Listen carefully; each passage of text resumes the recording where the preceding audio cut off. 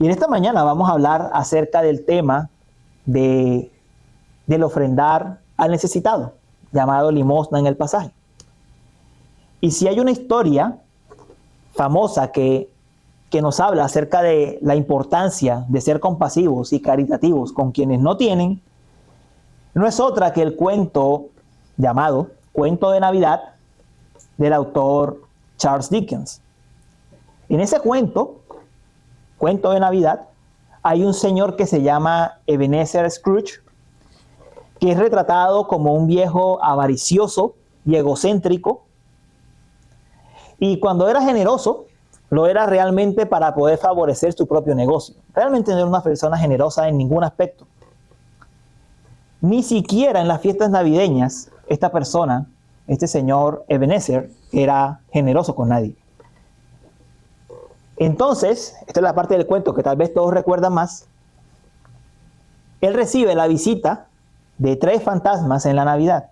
El fantasma de la Navidad pasada, el fantasma de la Navidad presente y el de la Navidad futura. Y tras las visitas de esos 3 fantasmas, este señor sufre una transformación muy profunda. Empieza a hacer obras secretas de compasión, de caridad, ayuda a una familia, la llamada familia Cratchit, y comienza a donar dinero a organizaciones benéficas. Ese cambio en el carácter que sufre el señor Scrooge cuando se encuentra con la realidad de que el no ser compasivo tiene sus consecuencias, nos muestra o nos retrata muy bien lo que vamos a hablar hoy. Nos retrata muy bien que la palabra de Dios nos habla de la compasión como algo muy importante, como un aspecto crucial de nuestra fe. Recordemos que en la enseñanza pasada dijimos que lo que vamos a ver de aquí en adelante son las prácticas espirituales que el Señor espera de nosotros para vivir de una manera piadosa cuando ya hemos sido traídos al reino. Y la primera práctica que aparece, mis estimados hermanos, no es ni la lectura de la palabra, no es ni la oración, ni siquiera el ayuno. La primera que el Señor menciona es la compasión. Si a mí me hubiesen dado a escoger el orden de las prácticas espirituales más importantes, yo habría dicho la lectura de la palabra. Tal vez si le hubieran dado la oportunidad a alguno de ustedes, habrían dicho la oración, o habrían dicho ayunar, o habrían dicho tener comunión unos con otros. Pero el Señor empezó por la compasión. ¿Nos dice eso algo? Yo creo que nos debe decir algo. Porque es que si hay algo que muestra si somos de Él o no, es el amor al prójimo. El Señor empieza mostrándonos la compasión. De hecho, para los apóstoles esto era tan importante, que la carta a los Gálatas nos relata que cuando el apóstol Pedro y los otros 11 apóstoles se encontraron con el apóstol Pablo por primera vez, los apóstoles le pidieron al apóstol Pablo que se hiciera cargo o que siempre tuviera presente a los pobres de Jerusalén. ¿Y qué dijo Pablo? Yo estaba deseoso de hacerlo. Es un aspecto muy importante en la palabra de Dios. Vamos a orar pidiendo la dirección del Señor. Señor, ayúdanos a ver cuán importante es ayudar a otros. Es extender compasión y misericordia hacia otros, en especial hacia quienes no tienen. Somos muy dados, Señor, a pensar primero en nosotros mismos Y vivimos en una sociedad que se centra en pensar solo en uno mismo. Pero ayúdanos a ver tu verdad, a entenderla, a atesorarla en el corazón y a vivirla. Te lo suplicamos, Señor. Amén. Nuestra enseñanza se titula La ofrenda que Dios aprueba. Y va a tener 3 puntos. El primero es el principio de la ofrenda. Voy a explicar qué significa esto de ofrendar al necesitado.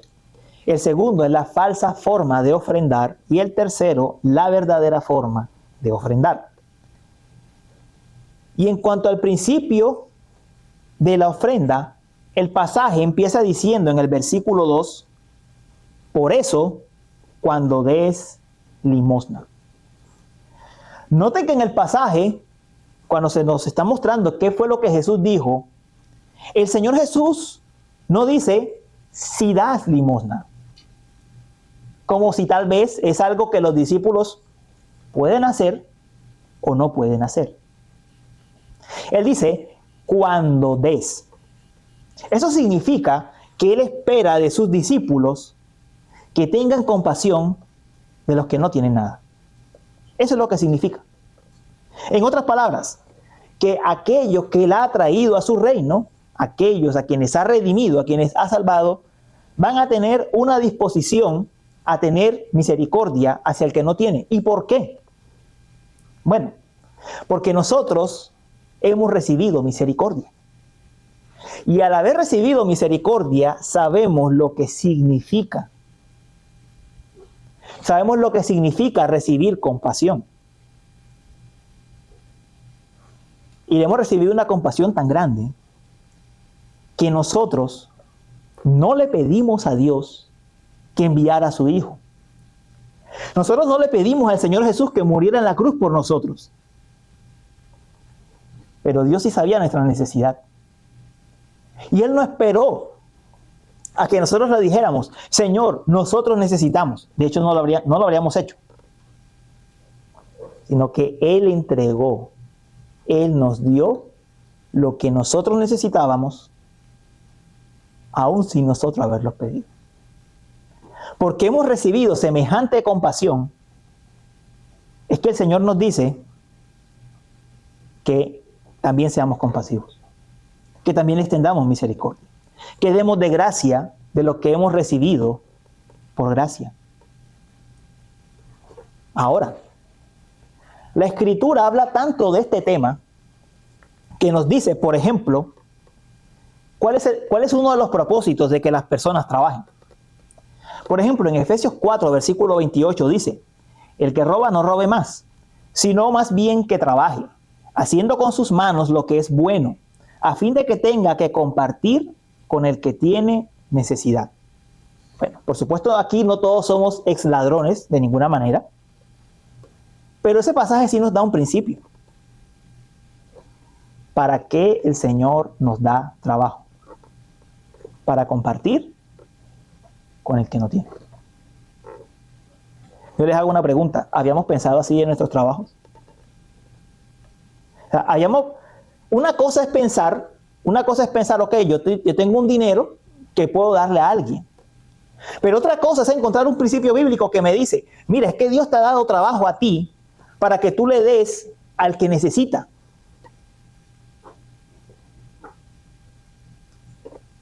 Si uno no lo piensa con calma, no se detiene a pensar ese tipo de cosas. Pero es lo que Dios dice. Él le ha dado un trabajo a cada uno de nosotros para podernos hacer cargo de los que no tienen. Eso debemos tenerlo en cuenta cuando pensamos en el trabajo. Las Escrituras, miren, las Escrituras hablan tanto de este tema que en muchos pasajes cuando se habla del creyente y sobre todo del creyente piadoso, se le retrata como alguien generoso. Por ejemplo, en Lucas 7, verso 4, dice que había un centurión romano que era muy generoso con los judíos y los ancianos de Israel intercedieron con Jesús. Imagínense, los ancianos de Israel, que no eran precisamente los amigos de Jesús, van ante Jesús e interceden con él y le dicen, mira, haz lo que este centurión te pide. Es que este centurión es tan generoso, es tan bueno con nuestro pueblo, que es imposible que no conteste lo que quiere pedirte, que era sanar a un siervo suyo. En Hechos 10, versículo 2, se dice de Cornelio, Cornelio al que Pedro visita, que Cornelio era generoso con los necesitados. La pregunta es, ¿la compasión es una marca de la piedad cristiana? Sí. La compasión es una marca de la piedad cristiana. Ahora, este tema requiere cuidado. Porque, por una parte, la Escritura también nos habla de no apoyar la holgazanería. La Escritura también nos dice que el que no quiere trabajar, que tampoco coma. Entonces, si hay una persona que tiene la capacidad y que tiene la edad para laborar, pero no quiere hacerlo, llámese por un vicio, por pereza o lo que sea, la Escritura dice, ese tipo de personas no se deben apoyar. Eso dice la Escritura con claridad. Y en ese caso, la tarea es invitar a la persona a que trabaje, a que produzca algo con lo cual ganar su sustento. Por otra parte, la Escritura también nos dice que la tacañería es un pecado. La Escritura nos enseña que si uno trabaja de acuerdo a la solvencia económica que uno tiene, uno debe apoyar al que necesita. Y es que hay casos donde la compasión es necesaria. Piensen, por ejemplo, en quienes han perdido partes de su cuerpo en accidentes, que no están en su capacidad completa para trabajar. Piensen en los que han prestado servicio militar, en los veteranos, que han perdido parte de su cuerpo o han quedado con lesiones graves. Piensen en las personas ciegas, en las que tienen paraplegia, en las que tienen discapacidades cognitivas y mentales. En esos casos, ayudar es un deber. Es un deber. Y lo voy a decir de esta manera. En esos casos, Dios nos dice, yo te doy trabajo a ti para que tú ayudes a esa persona. Así de fuerte es. Así de fuerte es. El caso puede estar en nuestras familias, con nuestros vecinos. El caso es que cuando tenemos ese tipo de situaciones es un deber apoyar. Es un deber apoyar. Por último, y no menos importante, la palabra nos enseña que la compasión o el servicio a los demás no reemplaza la adoración al Señor. ¿Por qué digo esto? Desafortunadamente he escuchado personas decir, bueno, es que yo los domingos no adoro al Señor, pero yo voy a prestar un tipo de servicio social. Eso también le agrada a Dios. Bueno, la Escritura no pone a pelear una cosa contra la otra. La Escritura habla de que el Señor debe ser adorado por quien Él es y también que debemos tener compasión. Las cosas no están en conflicto. De hecho, lo correcto sería adora al Señor y presta algún servicio de compasión. Eso sería lo correcto.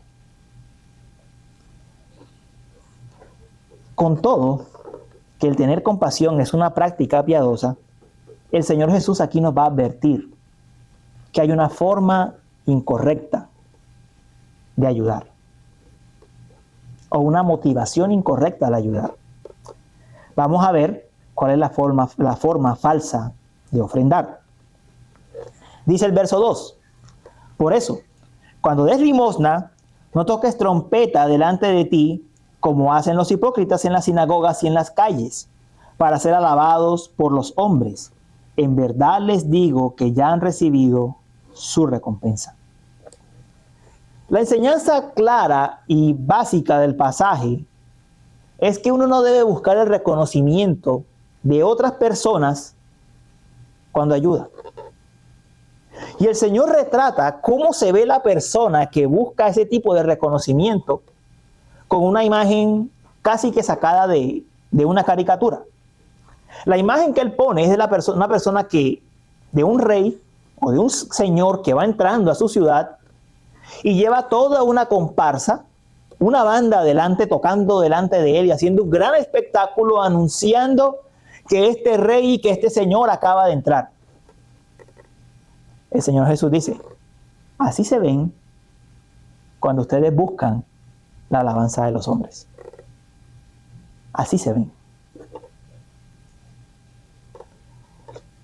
Muchas personas en este mundo buscan reconocimiento por lo que dan. Hay personas que hacen parques, bibliotecas, carreteras, hospitales, solo para tener una placa que diga que ellos lo hicieron. Bueno, hasta los presidentes de los países hacen eso. Solo para decir que yo lo hice. Es ese tipo de reconocimiento el que el Señor reprueba. El que Él dice, esa no es la razón para tener compasión de alguien. Esa no es la razón para atender una necesidad. El Señor deja claro que si uno le da a alguien, a un necesitado, solo para ganar gloria y fama, se convierte en un hipócrita, en un actor de la fe. Recuerden que la vez pasada expliqué que hipócrita es alguien que actúa. Se convierte en un actor de la fe. Y se convierte en un actor de la fe porque no tiene un deseo auténtico de amar a Dios, ni de amar al prójimo. Realmente no es por amor que lo hace.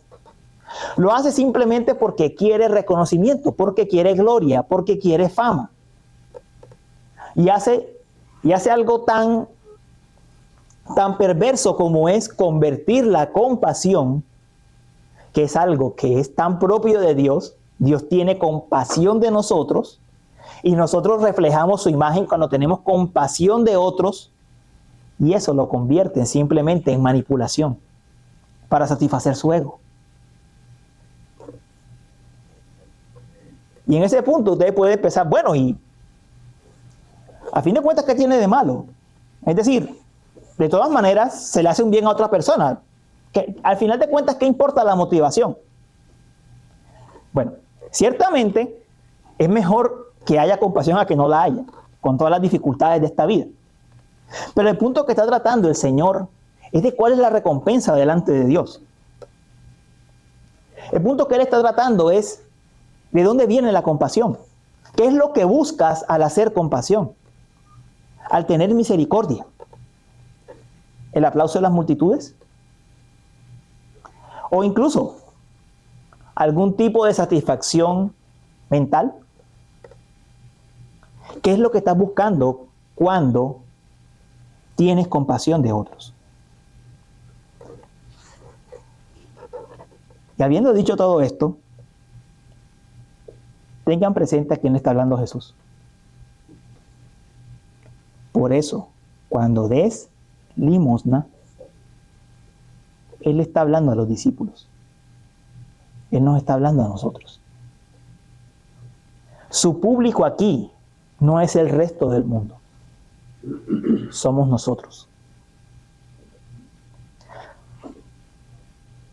Es un peligro para nosotros, aún para nosotros, tener compasión de otros solo para lograr reconocimiento y el aplauso, que otros nos vean. Y vean, ese es un punto tan sutil, porque en un sentido la Escritura dice, hay que brillar delante de los hombres para que el Señor sea visto. Es decir, las personas tienen que ver cómo los hijos de Dios son compasivos. Pero aquí el punto es la intención del corazón. ¿Es mi intención vivir mi vida cristiana de forma natural y dejar que otros vean lo que el Señor ha hecho en mí? ¿O es mi intención fingir que soy compasivo, fingir que soy bueno, para que otros me alaben. El Señor está tratando con la motivación de cada uno. Evitemos que nuestras acciones buenas se mezclen de motivos que no son buenos. Evitemos eso. Que cuando hagamos algún bien a alguien, no lo mezclemos con el afán y el deseo de que otros me reconozcan y lo vean. Te puede decir, bueno, pero yo creo que yo nunca he hecho eso. Yo no estoy tan seguro de eso. ¿Cuántas veces nosotros no decimos, tan bueno que yo soy con tal persona, y no me lo reconoce? Tanta bondad que yo le he dado a alguien, y mire cómo me paga. ¿Cuál es en el fondo la intención? Que el otro me reconozca. Y el Señor les dice, esa no es la razón por la que debemos ser bondadosos con otros, por la que debemos tener compasión de otros. Esa no es la razón. ¿Cuál debe ser la razón? Nos la va a decir en el siguiente punto. Dicen los versículos 3 y 4. Pero tú, cuando des limosna, que no sepa tu mano izquierda lo que hace tu derecha, para que tu limosna sea en secreto, y tu Padre, que ve en lo secreto, te recompensará. Aquí viene la motivación verdadera. Cuando el Señor dice que tu derecha no sepa lo que hace tu izquierda, por supuesto eso es imposible. Uno hace las cosas con las dos manos. Y si solo utiliza una mano, la otra lo sabe. O sea, es una hipérbole lo que el Señor está utilizando, es una exageración. Pero el punto se entiende. El punto de lo que el Señor quiere ilustrar con esa hipérbole, con esa imagen, es que nuestros actos de bondad deben ser tan secretos que nosotros deberíamos olvidarlos. Ese es el punto central. Nosotros deberíamos tener actos de bondad para con otras personas, no para estarnos recordándonos constantemente qué buenos somos. Ay, mira, tan bueno que yo soy. ¿Qué día le ayudé a fulano o a sutano? Esa no es la intención. Debemos tener actos de bondad para con otros sencillamente porque el Señor lo pide, por la compasión que hemos recibido, no para recordarnos a cada momento lo bueno que le hemos hecho a otras personas. Y miren, hermanos, probablemente en el mundo de hoy este es el mayor problema. Tal vez hoy en día el problema más grande no es la persona que busca una placa en el parque. Hoy en día el problema más grave es que vivimos en una sociedad que viene de unas raíces cristianas que se han perdido, pero todavía quedan prácticas cristianas como el tener compasión. Entonces queda la práctica de la compasión sin su fundamento cristiano, sin su base cristiana. Entonces, ¿qué es lo que queda? Una compasión que se centra en el yo. Hago compasión para sentirme bien conmigo mismo, para decirme qué bueno he sido. Ven. Y escuchas a la gente decir, viste, yo no necesito la religión. Yo soy bueno. Yo soy compasivo. Si tienes una religión, pero no a Cristo. Tienes la religión del yo. Yo soy bueno, yo soy compasivo, yo me basto a mí mismo, no necesito un redentor para hacer esas cosas.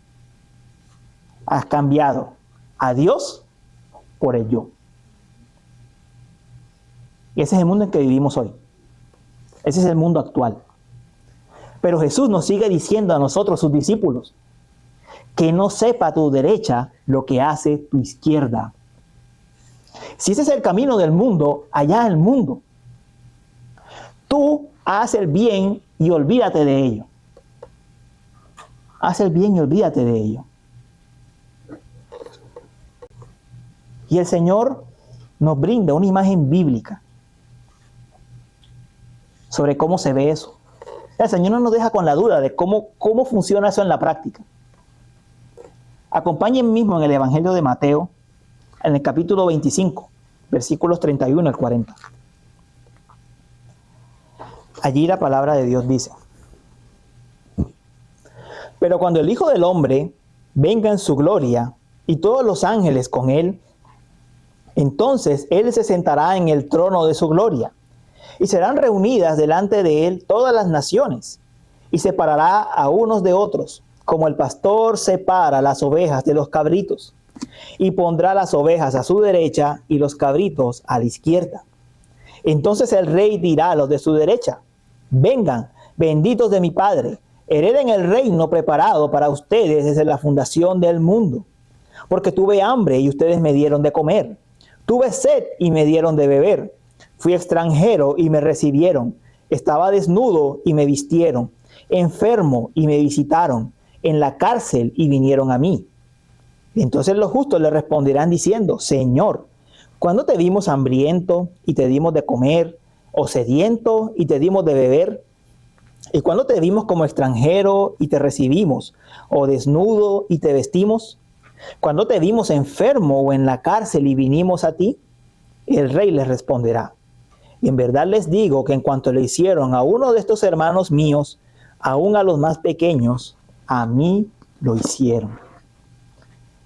Miren que en ese pasaje que retrata el juicio final, los discípulos ni siquiera recuerdan cuándo le hicieron bien a Jesús.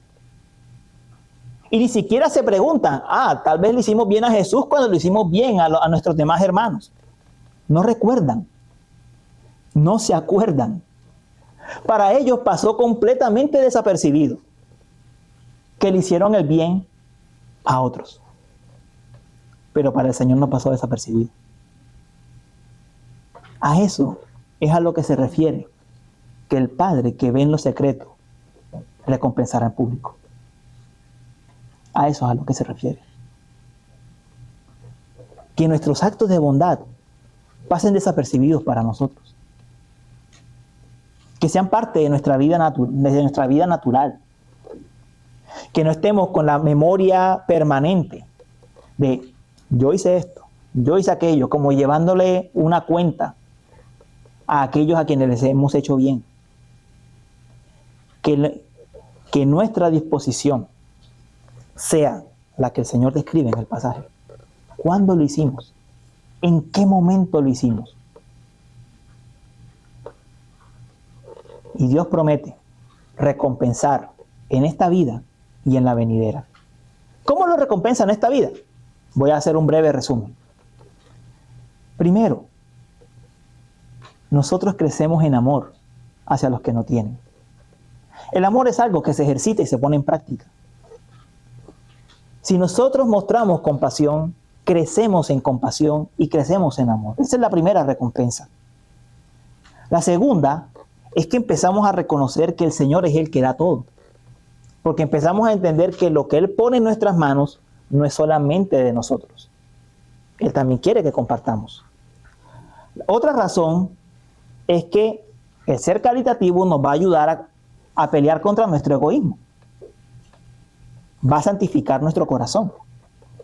Vamos a dejar esa tendencia al egoísmo, a la avaricia, a estar tan centrados en nosotros y en nuestras supuestas necesidades, a propósito de lo que hemos estado hablando los jueves acerca del consumismo. Y eso nos va a ayudar a observar qué le falta a otros. Vivimos menos centrados en nosotros y más en los demás. Nos va a ayudar a ser mejores administradores. ¿Por qué? Porque cuando yo sé que voy a destinar una parte de mis recursos para otro, mis recursos se reducen. Y tendré que administrar mejor y centrarme en lo verdaderamente importante. Y sobre todo, nos va a ayudar a depender más en el Señor. Porque siendo los recursos más escasos, al darlos a los demás, dependeremos más de Él y de la provisión que Él da. Y la recompensa en la vida venidera, la acabamos de leer. La acabamos de leer. En ese día en que el Señor venga en que Él regrese a juzgar todas las cosas. En nuestra memoria no habrá recuerdos del bien que hicimos. Pero aunque en nuestra memoria no haya recuerdos de lo que hicimos bueno por otros, el Señor sí va a decir: cuando ustedes le hicieron bien, cuando tuvieron compasión de aquellos hermanos míos pequeños, a mí me hicieron bien. Ese día Él lo dirá. Eso escucharemos de la voz del gran juez. Él va a decir esas palabras a favor de nosotros. Ustedes, cuando le hicieron bien a los míos, me hicieron bien a mí. Vengan y hereden el reino. Vengan y hereden el reino. Ante ese panorama yo les pregunto, ¿vale la pena evitarse ciertos gustos en la vida? ¿Gastarse un poco más por los demás para el bienestar de aquellos que no tienen nada o que tienen muy poco? ¿Vale la pena trabajar por esos familiares que sé que todos hemos dejado en nuestros países con necesidades para que ellos puedan tener una mejor vida, más recursos? ¿Vale la pena ofrendar a aquellos misioneros o a aquellas iglesias en nuestros países que a duras penas sobreviven? ¿Vale la pena amar de verdad a nuestro prójimo, a nuestros hermanos, a los que están en medio de nosotros? Yo creo que ante ese dictamen que va a dar el gran juez en el día que venga, debemos decir: vale la pena. Vale la pena. Despojarse un poco de lo de uno. Para darlo a otro. Porque como dijo el apóstol Juan: hijos, no amemos de palabra ni de lengua, sino de hecho y en verdad.